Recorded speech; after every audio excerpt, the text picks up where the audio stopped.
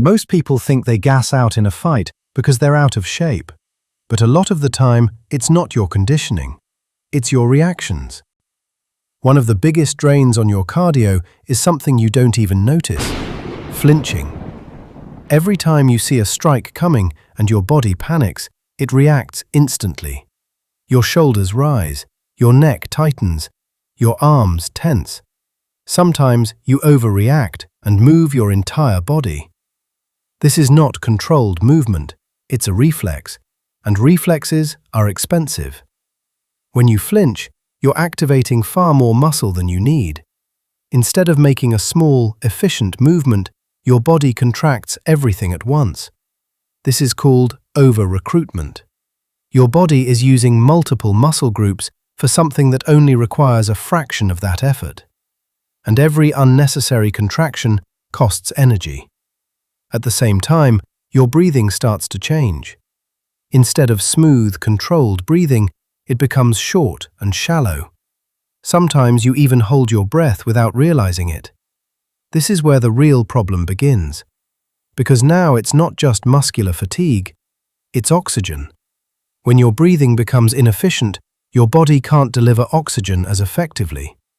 Your muscles start to fatigue faster. Your heart rate climbs higher to compensate. And the more this happens, the harder it becomes to recover. Now imagine this happening in every exchange. Every jab makes you tense. Every feint makes you react.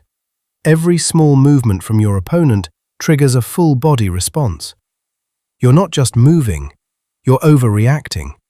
And that overreaction compounds. The more you flinch, the more your body stays in a constant state of tension.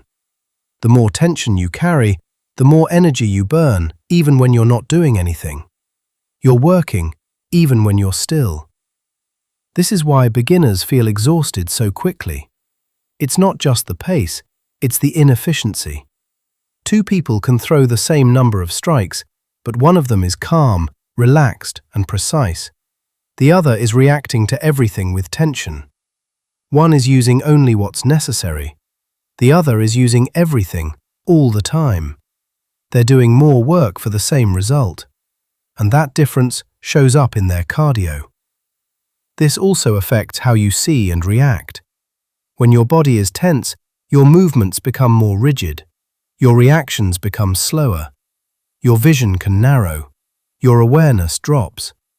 Now you're not just tired, you're less effective. And that creates a cycle. You get tired, so your reactions get worse. Your reactions get worse, so you flinch more. You flinch more, so you burn even more energy.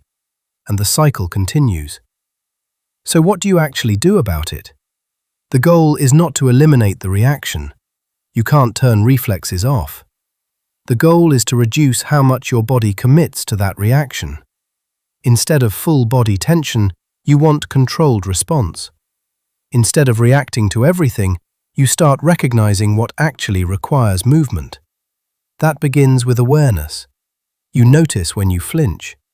You notice how much your body tenses. You notice how your breathing changes. Most people never see it happening. They just feel tired and assume it's their conditioning. But once you recognize it, you can start making small adjustments. You relax your shoulders. You keep your breathing steady. You allow smaller, more efficient movements to replace those large reactions.